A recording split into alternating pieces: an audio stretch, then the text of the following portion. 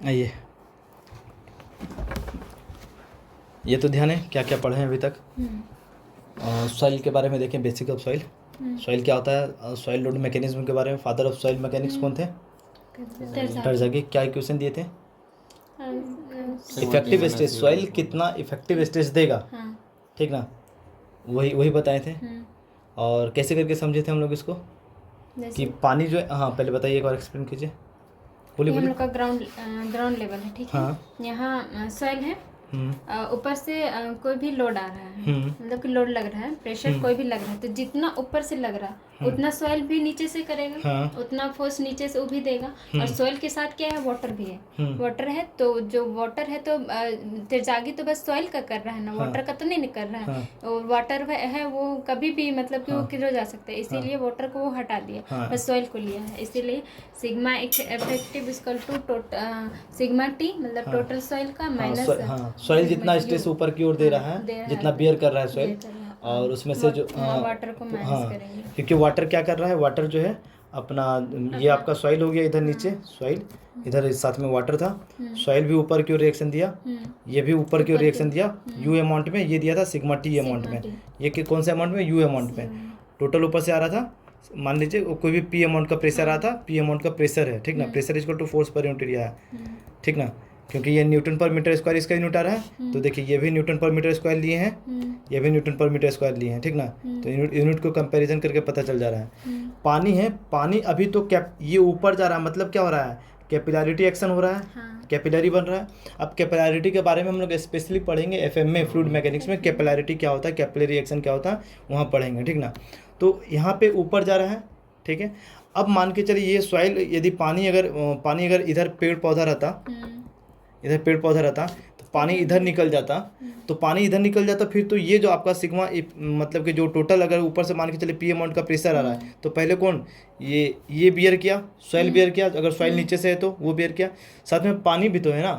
तो अगर पानी है तो पानी रहता, अगर नीचे रहता तो जाके प्लस में पानी का रहता। अगर पानी तो हम लोग को मतलब पानी इधर निकल जा रहा है, तो इसलिए हम लोग क्या करेंगे, इसको माइनस कर देंगे, क्योंकि पानी को नहीं लेना, पानी धोखेबाज है यहाँ, ठीक ना। इसलिए हम लोग पानी का जो प्रेशर उसको माइनस कर देंगे, ठीक ना, क्योंकि वो कभी भी भाग सकता है इधर उधर, वरना हम लेते, ठीक है, सही है ना। या फिर इसको ऐसे भी समझ सकते हैं आप, जरा इसे समझिए, ये पी अमाउंट का प्रेशर सॉइल पे आया, ठीक है। अब यदि पानी नीचे फ्लो कर रहा होता, नीचे की ओर फ्लो कर रहा था, तो यही पी अमाउंट के साथ में जो प्रेशर जो है पानी, ये यू अमाउंट का नीचे भी तो नीचे डायरेक्शन में आता, ठीक ना, is equal to sigma T होता, ठीक ना, जब ऐसे आता तो, हटाइए, ठीक है, हो गया। अब आगे आते हैं हम लोग दूसरा।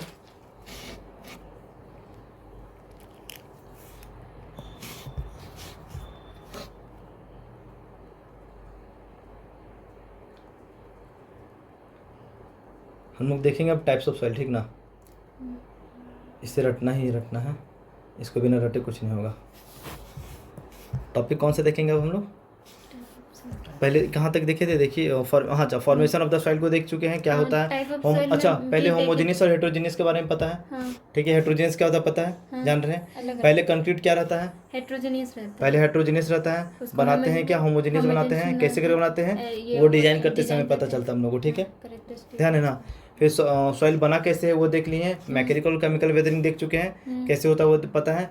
इसका मैकेनिकल वेदरिंग का कारण क्या है, उसमें टूटना है, रॉक को टूटना, किसी भी कौन कौन कारण से टूटेगा, पानी जम जाएगा, या तो पानी ऊपर से बहेगा तो उसको क्या कहेंगे, एब्रेशन कहेंगे, कटाव होना, पानी जम गया, टेम्परेचर का सडन इंक्रीज और डिक्रीज।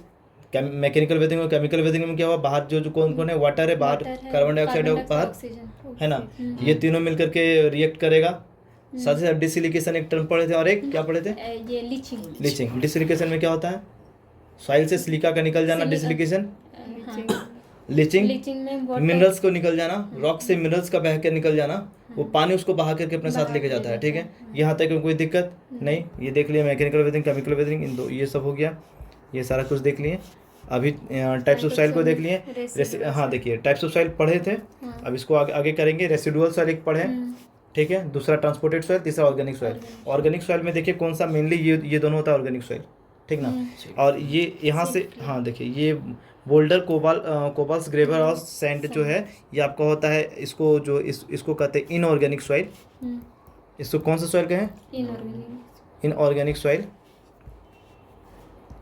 ये इनऑर्गेनिक सॉइल हो गया। इसको कौन सा कहे हैं? ये दोनों, सिल्ट क्ले, ये दोनों कौन सा सॉइल कहे हैं? ऑर्गेनिक सॉइल कहे हैं, ठीक है। इसको और क्या कहते हैं जरा समझिएगा। इसको कहते हैं या फिर कोहेजन लेस सॉइल। सुने हैं ना? इसको क्या कहते हैं? कोहेजन। मतलब बताइए हमको क्या होता है? वो चिपचिपा नहीं होना चाहिए। अच्छा ठीक है, कोहेजन का मतलब चिपचिपा बता रहे हैं, ठीक है, बढ़िया बात है। ये कौन सा हो जाएगा? कोहेसिव, यानी कि वो चिपचिपा, मतलब चिपचिपा नहीं, चिपचिपा बोलिएगा। नहीं, एडहेशन और कोहेजन दो टर्म सुने हैं ना? हाँ, सुने ही होंगे। कहाँ सुने हैं? सोल में, ये में, कहाँ? फ्लूइड में सुनते हैं। हाँ, एडहेशन और कोहेजन क्या होता है? एडहेशन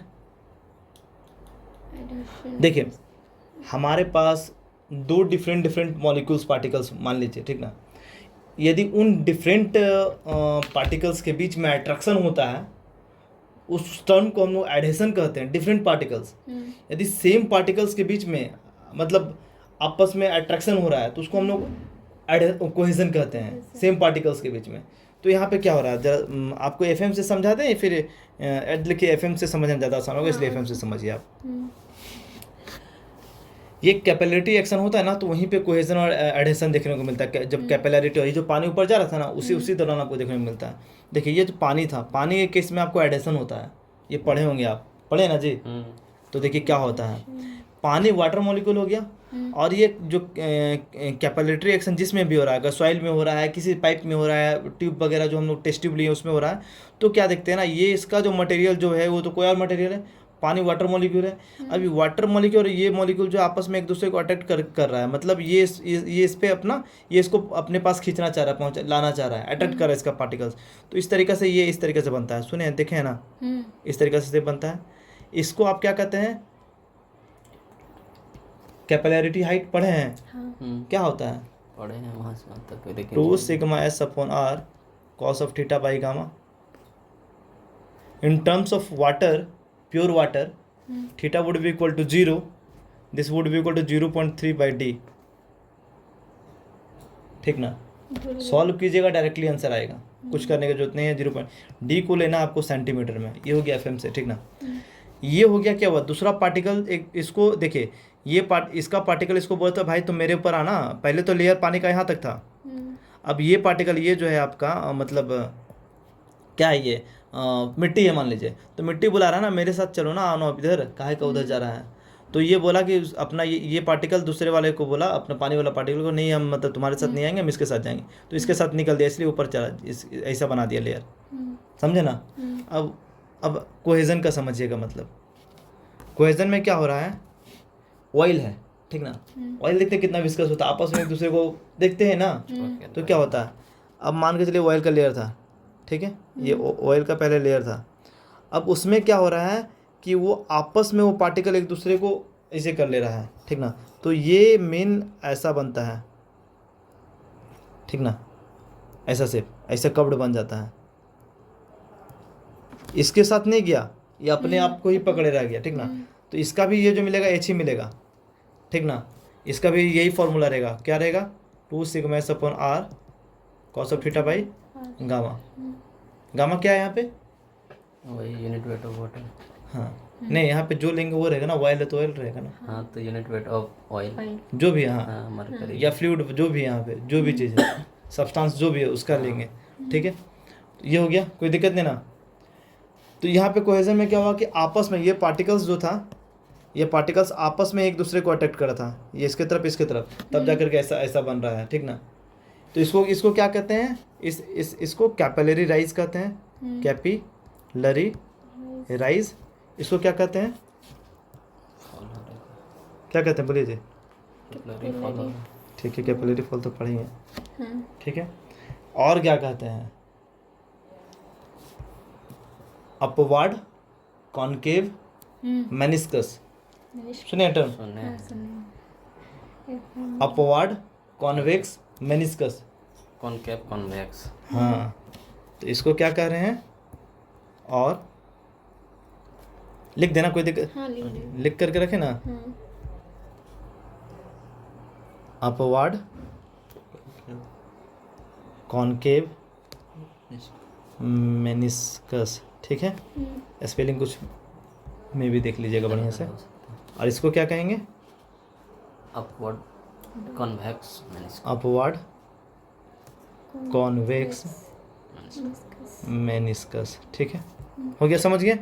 अब कोहेजन और एडिशन में कोई समस्या नहीं ना, समझ गए ना? और बताओ। अच्छा देखिए, एडिशन में क्या हुआ ना, ये वाटर पार्टिकल और ये जो यहाँ पे मिट्टी था आपका, ये देखिए यहाँ पे मिट्टी है पहले से, ये वाटर पार्टिकल हो गया, रेड वाला से वाटर पार्टिकल दिखा रहे हैं। और इससे समझिए आप, लीजिए इससे कैसे, हाँ ये आपका मिट्टी हो गया, ठीक ना। ये मिट्टी के साथ आपका ये चल दिया, मिट्टी का पार्टिकल कहाँ गया? ये मिट्टी का पार्टिकल और ये पार्टिकल, मिट्टी का पार्टिकल इसको खींच करके ऊपर ले जा रहा है, अपनी तरफ बुला रहा है, ठीक ना। तो देखिए दूसरा पार्टिकल के साथ में वो चला गया ना, चला गया, तो एडिशन हुआ, दूसरा पार्टिकल के साथ वो बॉन्डिंग कर ले रहा है। मतलब अलग अलग, हाँ, अपने आपस में नहीं, अपने आपस में नहीं। समझे ना। दूसरा पार्टिकल से इसको अट्रैक्शन हो गया, तो उसके साथ चल दिया, तब भी जा करके, क्योंकि वो दूसरा के साथ गया ना, तभी जाके ये शेप मिला है। यहाँ पे क्या हुआ कि ये अपना पार्टिकल अपना एक दूसरे की ओर अट्रैक्ट हुआ, जिसकी वजह से वो मतलब सिकुड़ गया है, समझे ना। इससे क्या, ये फॉल हो जाता है, राइज नहीं करता है, समझे ना। ठीक है, अब आगे देखते हैं हम लोग। ये हम लोग रेसिडुअल सॉइल तक देख चुके हैं। ट्रांसपोर्टेड रेसिडुअल सॉइल क्या होता है? 50 से जो रॉक, 50 से हाँ 50 से 100 किलोमीटर के रेडियस में जो हम लोग को मिलता है, वो कुछ भी डेफिनेशन हर बुक्स में कुछ कुछ अलग अलग कभी कभी होता है। आंसर जब कीजिएगा ना क्वेश्चन, तो वो देख वहाँ पे पता चलते जाएगा कि क्या है। ट्रांसपोर्टेड सॉइल पढ़ेंगे, ऑर्गेनिक सॉइल इससे पहले भी देख चुके हैं। आप बताइए, इनऑर्गेनिक सॉइल इसको कहें, इसको ऑर्गेनिक सॉइल कहें, ठीक है। अब इसमें भी कुछ चीज़ जान जाइए और एक्स्ट्रा। ऑर्गेनिक सॉइल को कोहेसिव सॉइल कहें और इसको कोहेजनलेस सॉइल कहें। कोहेसिव सॉइल क्यों कहें, अभी पता चल गया। आपस में ये आपस में पार्टिकल से, अब यहाँ पे बताइए, इतना कोहेजन लेस इसको सॉइल कहे हैं, तो अब तो चिपचिपा इसको नहीं ना कह सकते थे, कोहेजन चिपचिपा नहीं है। अब ना आपको पता चला कि ये पार्टिकल्स आपस में एक दूसरे से अट्रैक्टेड होता है, ठीक ना। यहाँ पे पार्टिकल्स आपस में अट्रैक्टेड नहीं होता है, इसलिए आपको बालू उलू सब अलग अलग मिलता है, बोल्ड, समझे ना। तो इसलिए कोहेजन लेस सॉइल हो गया। अब यदि मान के चलिए, ये जो सिल्ट और क्ले जो है आपका मैकेनिकल वेदरिंग से नहीं बना हुआ है, मान लीजिए, सॉरी केमिकल वेदरिंग से नहीं बना हुआ है, तब जाके इस सॉइल को क्या कहेंगे? केमिकल से नहीं बना। तब ये ऑर्गेनिक नहीं कहलाएगा। ये जो है, ये सिल्ट और क्ले आपको केमिकल मतलब कि यदि केमिकल वेदरिंग से बना होता, केमिकल वेदरिंग से बना होता, तब जाकर क्या कहते हैं इसको, सिल्ट और क्ले को, तब जाके कोई ऑर्गेनिक सॉइल कहते हैं। ऑर्गेनिक सॉइल कहिए या फिर कोहेजन सॉइल कहिए, ठीक ना। यदि ये मैकेनिकल वेदरिंग से बना होता ना, मैकेनिकल से बना होता, तब इसको ऑर्गेनिक सॉइल नहीं कहते हम लोग, पॉसिबल नहीं था। तब तो सैंड टाइप का। लेकिन ये सैंड, ये आपका सिल्ट और क्ले ही है, ठीक ना, सिल्ट और क्ले ही है। इसको हम लोग कोहेजन सॉइल कह रहे हैं, लेकिन ऑर्गेनिक नहीं कह रहे हैं। ऑर्गेनिक में तो खेती होता हाँ, है। और अब देखिए, अब जरा मैकेनिकल वेदरिंग और केमिकल वेदरिंग में क्या हो रहा था। केमिकल वेदरिंग में आपका उसका जो मिनरल्स था वही रिएक्ट कर जा रहा था ना, समझ रहे ना। मिनरल तो के साथ हाँ, ऑक्सीजन, कार्बन। तो ऑर्गेनिक सॉइल बनने के लिए क्या होना चाहिए था आपको, मतलब उसका मिनरल्स में चेंजेस होना चाहिए था, रिएक्शन होना चाहिए था, तब जाके ऑर्गेनिक सॉइल बनता। यदि मिनरल्स में कोई रॉक का चेंजेस नहीं आया, तो वो रॉक है, पहले से तो पत्थर था ना, पत्थर में नहीं होगा, पहले तो से पत्थर था, पत्थर नहीं रह जाएगा। हाँ जरा समझिएगा। यही पत्थर लास्ट में चल के क्या बन गया, 4 गो तो हम लोग देखें, बोल्डर, कोबाल और कौन सा था, बोलिए। ग्रेवल, ग्रेवल था, सैंड था, उसके बाद सिल्ट था, क्ले था, ठीक है। अब हमको एक बात बताइए, सॉरी, ये जो पहले जो आपको बना था, इसमें आपका मिनरल्स के साथ तो कुछ छेड़छाड़ नहीं होता, बट इसमें तो मिनरल्स के साथ मतलब चेंजेज हुआ है, तभी जाके ये बना है, ठीक ना।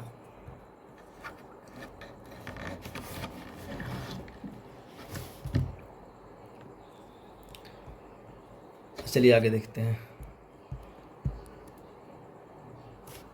अच्छा अच्छा क्या कहते हैं इसका ऑर्गेनिक, इसको हम लोग ऑर्गेनिक सॉइल कहे ना, और क्या बोले थे इसको ऑर्गेनिक सॉइल तब नहीं कह सकते हैं जब इसका केमिकल, हाँ मैकेनिकल वेदरिंग हुआ हो। ऑर्गेनिक सॉइल कब कहेंगे जब इसका मैकेनिकल सॉरी केमिकल वेदरिंग हुआ हो तो, ठीक है।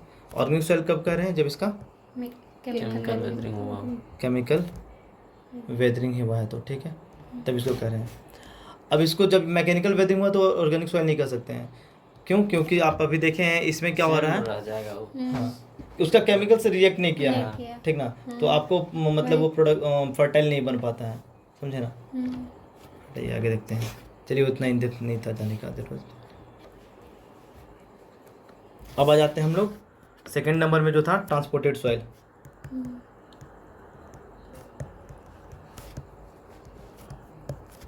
ट्रांसपोर्टेड सॉइल में हम लोग क्या देखते हैं, पहला रेसिडुअल सॉइल, सॉरी ध्यान कहाँ जा रहा है मेरा, रेसिडुअल तो पढ़ ली।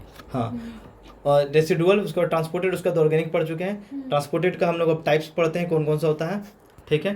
पहला आप एओलिन ले लीजिए, उसके बाद फिर एलुवियल। अच्छा एओलिन को पहले बता दीजिए, उसका एलुवियल बता दीजिए। एओलिन कौन उठा के ले जाता है इसको, बढ़िया, विंड।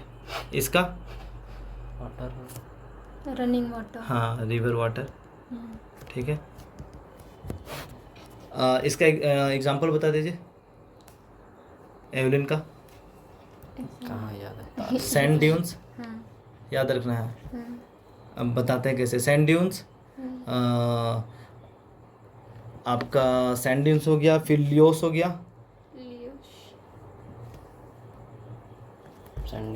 फिर एक टफ होता है, ठीक ना। सैंड ड्यून्स तो आराम से याद कर सकते हैं, जब पतला वाला जो आप जान रहे हैं बालू रहता है उसको तो आराम से उड़ा करके ले जाएगा हवा, तो सैंड ड्यून्स सबको पता है। लियोस क्या होता है, टफ क्या होता है, वो फिगर कभी देख लीजिएगा पता चल जाएगा, ठीक ना। वो फिगर देखना, ये रटने का चीज़ है, इसमें आप कुछ नहीं कर सकते, एग्जाम्पल रटना ही पड़ेगा। आप रट के रखिए ताकि वहाँ पे जो ऑप्शन आया तो टिक मार दिए, या फिर याद है तो लिख दीजिए, ठीक ना। हाँ पूछता है, इसलिए तो है, पूछता ही ये सब। एलुवियल सॉइल में देख लेते हैं हम लोग। एलुवियल कौन ले जा रहा है, रिवर ले जा रहा है। इसका मेन चीज़ आइए पहले, ये क्या है ना, अब ज़रा समझिएगा, जब हवा उड़ा करके ले जा रहा है तो उसका मतलब वो धीरे धीरे ऐसे से जमा हो रहा होगा, ठीक है। पहली बात तो ये हल्का है, क्योंकि हल्का है तभी तो उड़ा रहा है, मतलब डेंसिटी लो होगा, ठीक है। दूसरी बात, अगर हवा उड़ा उड़ा के ले जा रहा है तो छोटा छोटा महीन महीन पार्टिकल, तो वाइट्स ज़्यादा बनेगा। जब वाइट्स ज़्यादा बनेगा तो क्या होगा, वाइट ज़्यादा है तो मतलब डेंसिटी इससे भी कह सकते हैं कम होगा, तो ऐसे भी हो तो स्ट्रेंथ आपको कम मिलेगा। डेट एम्प्लॉय जो सिविल इंजीनियर इसको यूज नहीं कर सकता है, सॉइल को नहीं यूज कर सकते, समझे? नहीं समझे? देखिए अगर मतलब कैसे आपको बताएं हम, महीन एकदम महीन का किया हुआ बालू है ना, उसमें वाइट ज़्यादा रहता है, ठीक ना। एग्जांपल ले लीजिए आप, पत्थर लिए, पत्थर पहले ऐसे गोटा लिए, उसको फिर चूर पहले ऐसे पत्थर लिए, ठीक ना। इस पत्थर को, ये रॉक है मान लीजिए, या गिट्टी वगैरह जो भी है, इसमें पानी भर कर इसमें डाल दिए, उसमें पानी डाल दिए, उसका देखिए पानी कितना रहा, ठीक ना, कितना पानी ये ऑब्जर्व करता है, भर दीजिए पूरा। अब इसी को आप पहले चूर कर दीजिए, इसको आप क्या किए हैं, क्रश किए हैं, चूर कर दिए हैं महीन महीन, और महीन महीन करके डाल दीजिए, ठीक ना। उसके बाद पानी भरिए, देखिए इसमें पानी ज़्यादा आएगा, इसमें वाटर का अमाउंट ज़्यादा रहेगा इसके कंपेरिजन में, समझें? तो इससे इसका मतलब क्या हुआ, अगर पानी ज़्यादा है मतलब क्या हुआ, मतलब जाहिर सी बात है कि वाइट्स जो छिद्र है जो छोटा छोटा, वाइट्स ज़्यादा है, समझ रहे ना, कोई दिक्कत? तो यही एग्जांपल है, ये याद रखना है आपको, ठीक है, सही है ना, समझ गए ना। तो ये हो गया। सिविल इंजीनियरिंग क्यों नहीं यूज किया ये पता चल गया, क्योंकि अब जान जाइए कि डेंसिटी कम है, ठीक ना। अब एलुवियल देखिए, ये थोड़ा सा टॉपिक जो है ना रट नहीं है, इसको आप कुछ नहीं कर सकते हैं, इसमें समझना क्या है, समझने के लिए ये आपको रटना ही पड़ेगा। हाँ तो ये आपका एलुवियल सॉइल के बारे में जान जाते हैं, रिवर और वाटर, ठीक है। रिवर इससे लेके जाता है। अब इसका एग्जांपल याद कर लीजिए,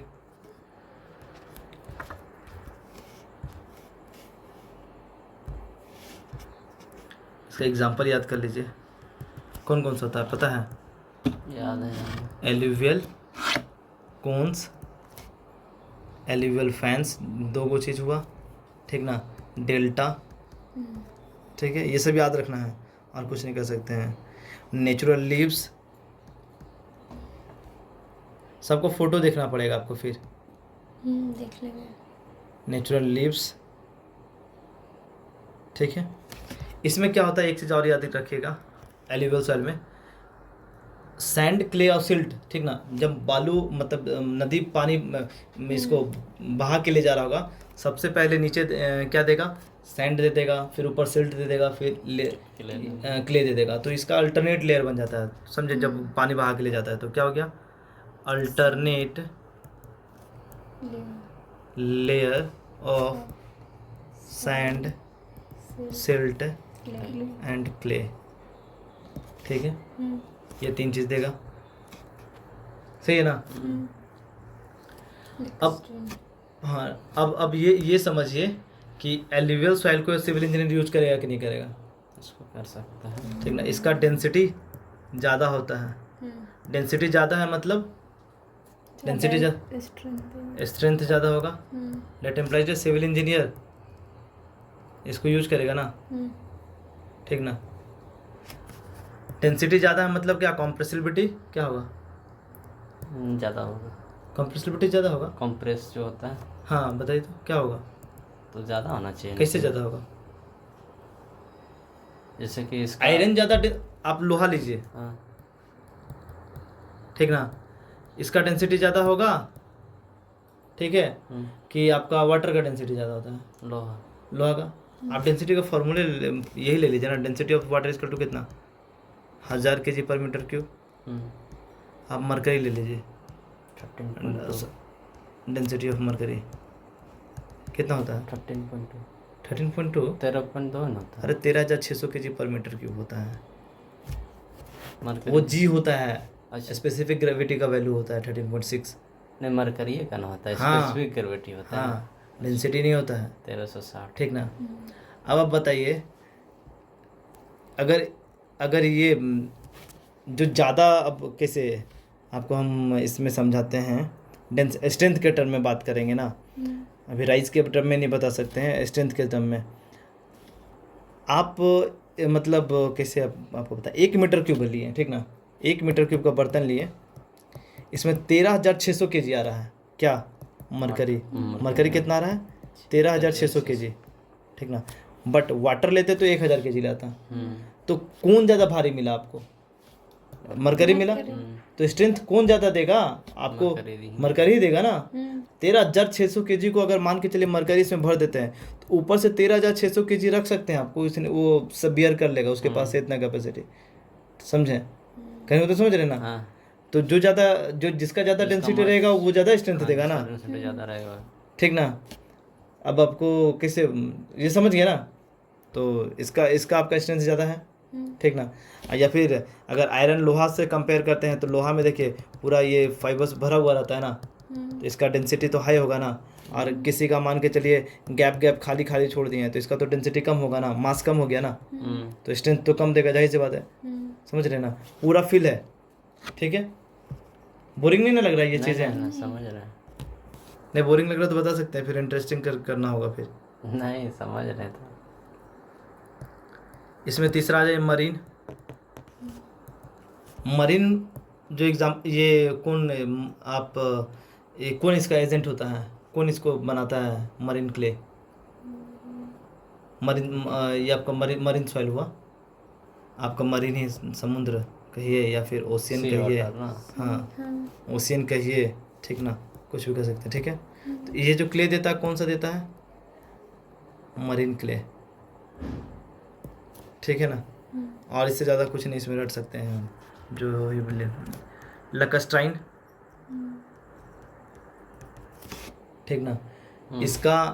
इसका एजेंट कौन होता है, लेक होता है, महाबोरिंग लगता है, लेक होता है, और लेक होता है, आप रिवर से भी कर सकते हैं, ठीक ना, छोटा छोटा जो टुकड़ा हाँ, छोटा छोटा रिवर्स को ये ले लीजिए, ठीक ना।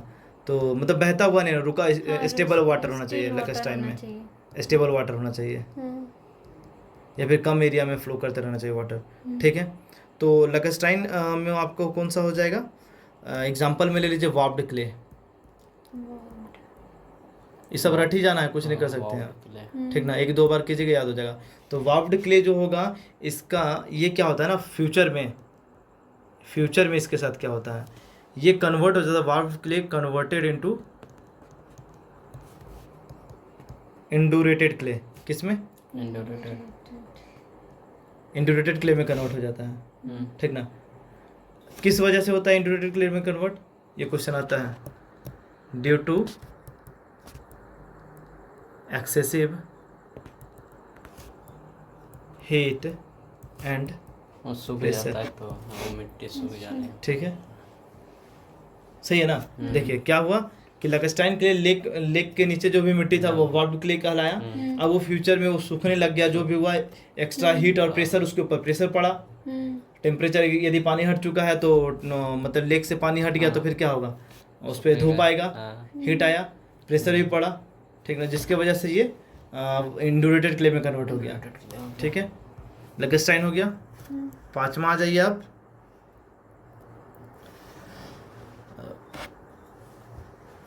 यहाँ तक देख लिए लैकेस्टाइन। फिर ग्लेशियर आ जाता है और एक आ जाता है ग्रेविटी, ग्लेशियर, ग्रेविटी। हाँ ग्रेविटी। तो ग्लेशियर का एजेंट कौन होगा, वो बर्फ ग्लेशियर ही होगा, ग्लेशियर आइस। एजेंट याद रखना है। नहीं, ग्लेशियर आइस अलग अलग है। ठीक ना, ग्लेशियर तो जान रहे हैं ना, वो जिससे ग्लेशियर से टकरा करके जो टाइटैनिक डूब गया था, आइस उसको बर्फ में, तो बर्फ तो आपको टुकड़ा टुकड़ा जो यहाँ गिरता है उसको भी नहीं, वो कुछ नहीं करता है, मतलब वो नहीं बनाएगा।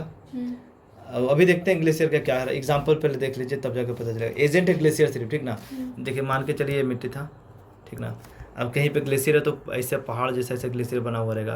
अगर समुंदर में है, अगर ये समुंदर में ग्लेशियर है, वाटर है, तो कुछ हिस्सा ये नीचे रहता है ग्लेशियर का, ऐसे ये बाहर ऐसे दिखता रहता है ग्लेशियर। ठीक ना, समझे। तो ये पूरा ग्लेशियर है। तो क्या हुआ था, टाइटैनिक इधर से आया था और आकर के टकरा गया था, ऐसे टाइटैनिक चल रहा था, ये अपना ऐसे नीचे घुसा हुआ था। लोग मरा हुआ था, नहीं बहुत लोग मरा था टाइटैनिक। हाँ, तो चल बसा था बेचारा सब। तो आया, टकराया, उसको लगा कि छोटा सा है। ठीक ना, क्योंकि दिख ऊपर इतना ही रहा था, सोचा कि हम काटते हुए निकल जाएंगे, लेकिन नीचे क्या था, ये था। तो जो भी सक्सेस का एक डायग्राम देखते होंगे, ये नीचे दिखाया हो रहता हार्ड वर्क, नाइट स्लिप नहीं करता है आदमी, जागा रहता है, ये वो 75 को मेहनत के बारे में लिखा रहता है। तो ये वाला हिस्सा कोई नहीं देखता है कभी, सिर्फ ये देखता है कि लोग सक्सेस है। ठीक ना, लेकिन उसके पीछे जो ये चीज़ छुपा हो रहा था वो कोई नहीं देखता है। तो वो जो टाइटैनिक वाला हमला हुआ था, बेचारा वो लोग भी ये चीज़ नहीं देख पाया था, जाकर ठोक दिया था। ठीक ना, समझा कि छोटा है, समझे। बना हुआ है। हाँ, तो देखिए ग्लेशियर देख लिए, इसका एजेंट कौन हो गया, ग्लेशियर का बहा के ले जाने कौन है, ये है। इसका टाइप्स याद कर लीजिए ग्लेशियर का, मतलब ग्लेशियर जब रहेगा तो कौन सा याद है, पहले तो याद कीजिए ग्लेशियर, ड्रिफ्ट, ग्लेशियर टिल, ये आगे पढ़ेंगे बढ़िया से। ठीक ना, ग्लेशियर ड्रिफ्ट, ग्लेशियर टिल, फिर केम्स, स्कर्स। ठीक ना, ये याद करना है, ये पूछा जाता है। ठीक है, अब एक और बच गया आपको छठा, जो कि ग्रेविटी। ग्रेविटी सही। ग्रेविटी इसका एजेंट कौन हो जाएगा ग्रेविटी का, उसका एजेंट भी तो ग्रेविटी ही होगा। हाँ, उसका ग्रेविटी अर्थ ही ले जाएगा। और से टूट के अपने गिरता है। एग्जाम्पल याद है, नहीं यार, टॉलस।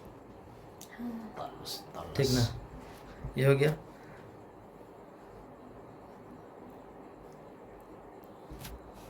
अब ये चार्ट तो हम लोग देख चुके हैं ना, देख लीजिए एक बार, इसका साइज वगैरह लिखे थे, हाँ लिख दिए थे।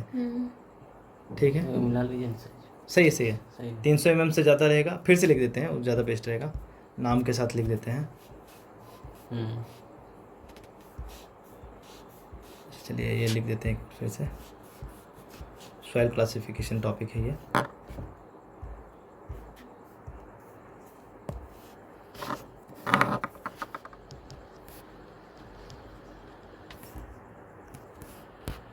सॉइल क्लासिफिकेशन क्या क्या होता है बताइए, कौन कौन तरह का होता है सॉइल? बोल्डर था पहले, हाँ boulder, cobalt, boulder, cobbles, cobalt, gravel,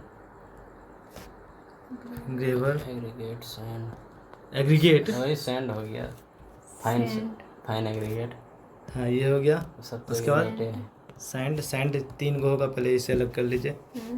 फिर सिल्ट, फिर क्ले, ठीक है।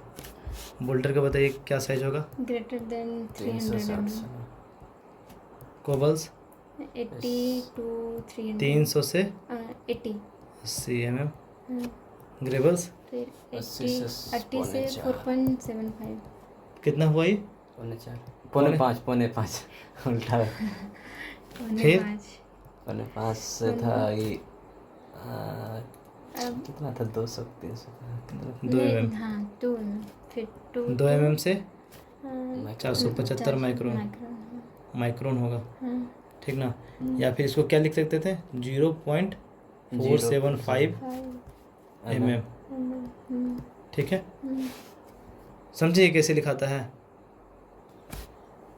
चलिए ये कहीं और पे समझेंगे कैसे लिखाता है, ठीक ना? एफएम वगैरह पढ़ेंगे ना तब वहाँ पे पता चलेगा कैसे लिखाते हैं, ठीक ना? 10⁻⁻6 लिखाता है, ठीक ना? तब जाकर के ये होता है, ठीक है। ये देखिए 475 माइक्रोन से 75 माइक्रोन, 75 माइक्रोन से ये माइक्रोन है, एमएम नहीं है, ठीक है ना? सिल्ट में 75 माइक्रोन से 2 माइक्रोन, क्ले में लेस देन लेस देन, ठीक ना? ये चार्ट याद रखना है, सिविल में बहुत पढ़ना है, समुंदर है, दिमाग खराब हो जाता है। इतना इतना रटना है ना, आदमी क्या रटेगा? ये तो समझने में पहले दिमाग खराब हो जाता है, फिर रटे तब उसके बाद ही ना रटेगा। इंजीनियरिंग तो सब कोई कर लेता है। बहुत माथा खराब है इधर, लेकिन अब क्या कीजिएगा, ले लिए हैं तो करना पड़ेगा। अब आज ये कुछ कुछ और स्पेशल हम लोग ख़त्म ही कर देते हैं। ये एक टॉपिक जो है ना माथा खराब करने वाला टॉपिक, ये ख़त्म हो जाएगा। लोम देखिए, एक और तरह का सॉइल है लोम। अभी तक क्या क्या पढ़े, उधर पढ़ लिए हम लोग ट्रांसपोर्टेड सॉइल में अलग अलग तरह का सॉइल। अब एडिशनल कुछ कुछ सॉइल के बारे में जान जाते हैं, जो कि लोम है। और देख लीजिए मार्ल है, एक ही जगह लिख देते हैं पहले मार्ल, लोम है। अच्छा ये लिख देते हैं इसको एक्स्ट्रा सॉइल, एक्स्ट्रा सॉइल्स, ठीक ना? ये आपको जानना है इसका। लोम है, मार्ल है, उसके बाद कौन है? टफ, अभी जो आप एक्स्ट्रा पढ़े थे उसको इसके बारे में जानना है। फिर बेंटोनाइट, ये इम्पोर्टेंट है, ठीक ना? केओलिन, ये भी इम्पोर्टेंट है, सुने हैं नाम, क्वेश्चन आता है। केओलिन, ठीक है, जो कि चाइना के लिए जिसको कहते हैं क्वाड की कुछ नाम था वो, इसमें था क्वाज्ड, वो आगे पढ़ना है क्लास। ये मतलब मिनरोलॉजी पढ़िएगा ना, वहाँ पढ़ना रहता है, ठीक ना? अभी जो जो पढ़ना है वो हम लिख देते हैं, ठीक ना? लोम, मार्ल, टफ, बेंटोनाइट, केओलिन। उसके बाद आपको पढ़ना है मरीन सॉइल के बारे में जानना है क्या होता है ये, ठीक ना? एक्स्ट्रा सॉइल जो जो पढ़ना है, अभी तक जो 6 गो पढ़े ऊपर, 6 गो पढ़े, और एक पढ़े कौन सा रेसिडुअल सॉइल 7, और उसके अलावा ये एक्स्ट्रा जानना है। और ऑर्गेनिक सॉइल तो जान ही रहे हैं, ऑर्गेनिक इनऑर्गेनिक किसको कहें, इनऑर्गेनिक किसको कहें, अब बताइए।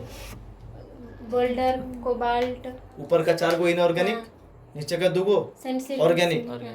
ऑर्गेनिक में ही पौधा वगैरह उगेगा, अदरवाइज नहीं कहीं उगने वाला है, ठीक है? अगर वही जो नीचे वाला हम लोग 2 को ऑर्गेनिक कहे हैं, केमिकल, अगर वो केमिकल वेदरिंग से बना है तभी वो ऑर्गेनिक है, अदरवाइज वो नहीं, ऑर्गेनिक नहीं है। मतलब मैकेनिकल वेदरिंग से बना है तो ऑर्गेनिक नहीं है, उसमें पौधा नहीं उगेगा। मैकेनिकल वेदरिंग हुआ मतलब क्या हुआ?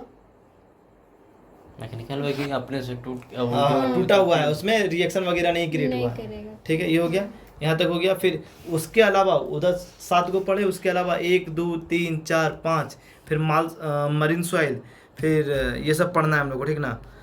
स्वैम्प एंड मैस याद रखना है, मार्स डिपॉजिट, ठीक ना, ये सब याद रखना है, इस सब के बारे में जानना है, ठीक ना। अब पहले आ जाइए लोम के बारे में, लोम क्या होता है। 7 उधर देखे थे, 8वां नंबर आ जाते हैं, 8 नंबर लिख दें कि एक्स्ट्रा में ये चल रहा है, आठ ठीक ही है। लिख दीजिए। 8 नंबर लोम हो गया आपका, ठीक ना। लोम क्या होता है आपका, sand plus silt plus clay का मिक्सचर रहता है, बस ये याद रखना है। सैंड, सिल्ट और क्ले का मिक्सचर होता है, सिल्क क्ले ठीक ना। कभी कभी ये, हाँ कभी कभी ये ऑर्गेनिक मैटर को भी रखे रहता है, ऑर्गेनिक मैटर को भी रखे रहता है, ठीक है। लोम, बस इतने ही याद रखना, इससे ज़्यादा नहीं याद करना है। 9वां नंबर मार्ल, देखिए मार्ल है, मार्ल क्या है, ये मरीन जो पढ़े हैं ना, कहाँ गया मरीन, मरीन में एक और एग्जांपल में डाल सकते हैं, मार्ल कहाँ गया मरीन, देखिए ये जो है मरीन क्ले हो गया, एक मार्ल और हो गया, वही यहाँ पे इसको बारे में देख लेते हैं मार्ल, ठीक ना।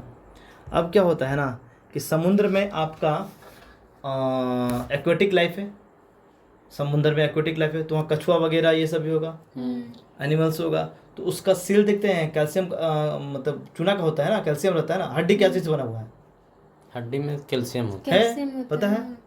तो जितना एक्वेटिक लाइफ है, जानवर है वहाँ पे, तो उन लोग के पास क्या होगा, कैल्शियम कार्बोनेट होगा, चूना हड्डी है ना सब में, तो कैल्शियम कार्बोनेट होगा।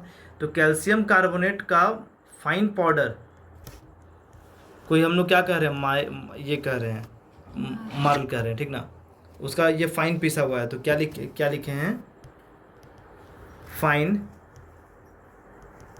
ग्रेन्ड कैल्शियम कार्बोनेट सॉइल, इसको लिखेंगे, इस तरह का सॉइल है ये मार्ल, ठीक है, fine grand calcium carbonate soil, ठीक है। और ये क्यों बना है, ड्यू टू डीके ऑफ, अभी क्या बताए थे अभी हम कि वहाँ पे जानवर वगैरह है, मतलब एक्वेटिक लाइफ का जानवर, ठीक ना, उसका हड्डी वगैरह ये गलता है तो उसमें तो चूना पाया जाता है, वही चीज़ होता है, उसी से मार्ल, तो मार्ल समुद्र में पाया जा रहा है, तो ये मरीन क्ले का एग्जांपल में बन जाएगा। तो देखिए ड्यू टू, ये लिख देते हैं, ये जो बन रहा है due to decay of cell mass, cell mass जान रहे हैं किसे कह रहे हैं, हो गया ये सब, सेल्स वगैरह, हाँ कोशिका वगैरह, cell mass and aquatic life,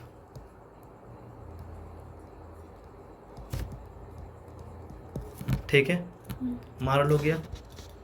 10 number में आप आ जाइए टफ, इसका एजेंट कौन है, एजेंट कौन है पता है, पढ़े ना, सीमेंट, नहीं टफ सॉइल जो बन रहा है ना, इसको कौन बना रहा है, विंड उड़ा करके ले जा रहा है या पानी बहा के ले जा रहा है, तब जाकर के बन रहा है, दोनों एजेंट है इसका, ठीक ना, टफ का दोनों एजेंट है, इसलिए वहाँ पे क्वेश्चन पूछ सकता है कि टफ मतलब किस टाइप का है, तो आप ऑप्शन में हो सकता है कि ये दोनों मिला करके, दोनों ऑप्शन, ठीक ना, हाँ दोनों ऑप्शन, तो दोनों को टिक मारना, इसे कोई भी ले जा सकता है ना, कि पानी भी ले जा रहा है तो भी टफ बन रहा है, हवा भी उड़ा के ले जा रहा है तो भी टफ सॉइल बन रहा है हमको, नहीं वो नहीं बोले, जैसे कि ये वाटर अलग रहा, विंड भी रहा, वाटर भी रहा, तो थर्ड ऑप्शन आपको देखना होगा ना क्या चीज लिखा है, और दो ऑप्शन दे दिया तो मेनली तो पहला विंड को सिलेक्ट कीजिएगा, ठीक ना। अगर दोनों को ऑप्शन साथ में दिया है, वो तो क्वेश्चन बनाने पे पता चलेगा, अभी आप दिए होंगे विंड में, सब टफ का दिए होंगे, हाँ वो डाले हैं अभी, देखिए एओलिन और उसमें tuff, transported soil aeolian, wind agent wind है, सैंड ड्यून्स, लियोस और टफ, पहले, ठीक ना। वो क्वेश्चन कीजिएगा ना तो बहुत चीज़ पता चलेगा, ये तो बुक में बहुत सा चीज़ लिखा हुआ था, क्वेश्चन करने पे आंसर क्या देना है वो क्वेश्चन करने पे ही पता चलेगा, क्वेश्चन करते जाएगा ना तो आंसर पता चलता जाएगा, ये आंसर हमको देना है, ठीक ना। ये तो थ्योरी लिखने के लिए हम लोग को तो जानना पड़ेगा ना, वहाँ तो लिखना ही है, डाटा वहाँ पे कितना लिख पा रहे हैं वो ना देखेगा थ्योरी में, ठीक ना। तो टफ को ये देख लिए हम लोग। आप ये जान रहे हैं टफ है, विंड ले जा रहा है तो मतलब क्या होगा, डेंसिटी लो होगा, ये भी जान रहे हैं, ठीक है। और थोड़ा सा इसमें क्या कर सकते हैं कि वॉल्केनिक आइस रहता है, ये आपका हवा उड़ा करके ले जा रहा है तो किसको? वॉल्केनिक एश को ले जाएगा। वॉल्केनो का जो राख होता है ना उसको।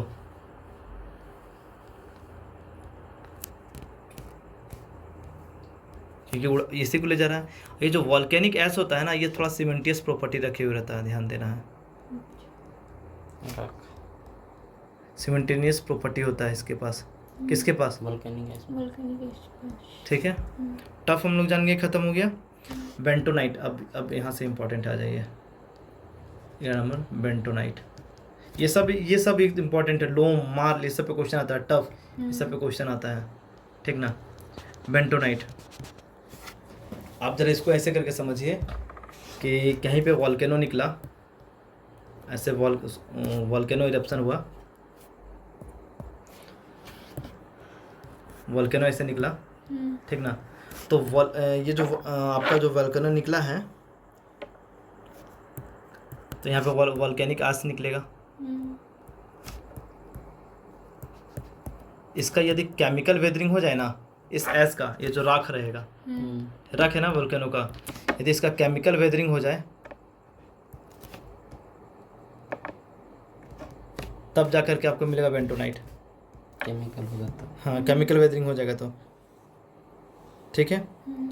अगर ऐसा होता है, अगर इसका कौन सा केमिकल वेदरिंग हुआ, तब जाके आपको क्या मिला? बेंटोनाइट। तब जाके हम लोग पाए हैं गेट बेंटोनाइट सॉइल, ठीक है। इसके पास क्या है? Having mount monolith. कोई ऑप्शन नहीं है, रटना है। मॉन्ट मोनोलाइट एक केमिकल है जो कि ज़्यादा, बहुत ज़्यादा अमाउंट में पाया जाता है, ठीक ना। अब बेंटोनाइट सॉइल जो होता है ना, उसका पल्वराइज स्लरी, यदि बेंटोनाइट सॉइल है, यदि उसको हम लोग पीस देते हैं, देखिए इसको कैसे, इट्स पल्वराइज स्लरी, मतलब पीसा हुआ इसको कहते हैं, पीसा हुआ, ठीक ना। जो पल्वराइज स्लरी जो होता है उसको हम लोग यूज करते हैं किस चीज़ में? ईटा बना। जो ड्रिलिंग होता है ना, ड्रिलिंग में यूज करते हैं एज अ लुब्रिकेंट।